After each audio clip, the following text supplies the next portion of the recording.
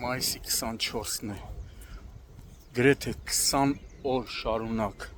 հսկայածավալ, տիտանական, անգամ վտանգավոր պայմաններում ներքին գործերի նախարարության փրկարար ծառայության հատուկ նշանակության փրկարարական աշխատանքների իրականացման կենտրոնի փրկարարական ջոկատների փրկարարները, Կոտայքի մարզային փրկարարական վարչության,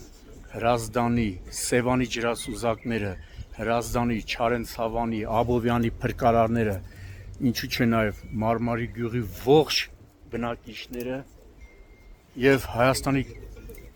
ոստիկանության, քրեական ոստիկանության գլխավոր վարչության, Կոտայքի մարզային քրեական վարչության ոստիկանները, համայնքային ոստիկանները որոնողական աշխատանքներ էին կատարում,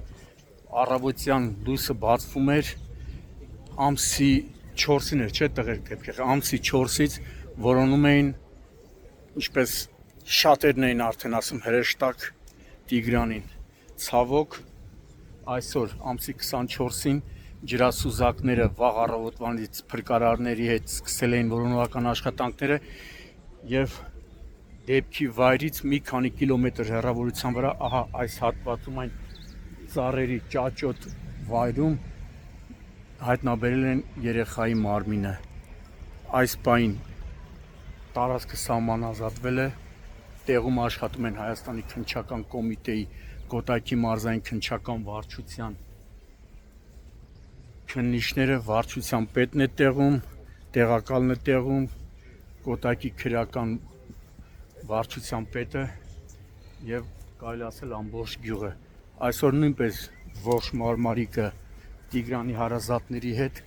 մասնակցում էին որոնողական աշխատանքներին։ Ցավալի դեպք է, բայց նաեւ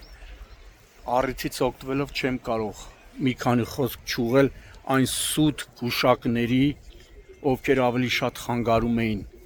փրկարարների եւ ոստիկանների ու պարեկների աշխատանքը, ովքեր ավելի շատ հոգեբանական ճնշում էին գործադրում երեխայի հարազատների վրա,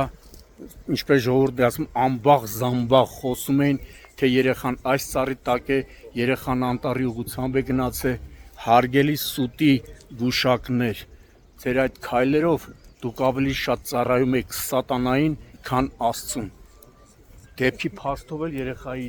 մարմնի հայտնաբերման փաստով էլ Կոտայքի մարզային քննչական վարչությունում նախաձեռնվել է քրեական վարույթ։ Ինչքան կլինի, 3 կիլոմետր կլինի, չէ՞ ընդերից 8 կիլոմետր,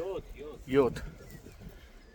Ճիշտ ասած ես սխալվել էի, ասում եմ 2-3 կիլոմետր, բայց մոտ 7 կիլոմետր որոնողական աշխատանքները շարունակվել էր նաև այսօր։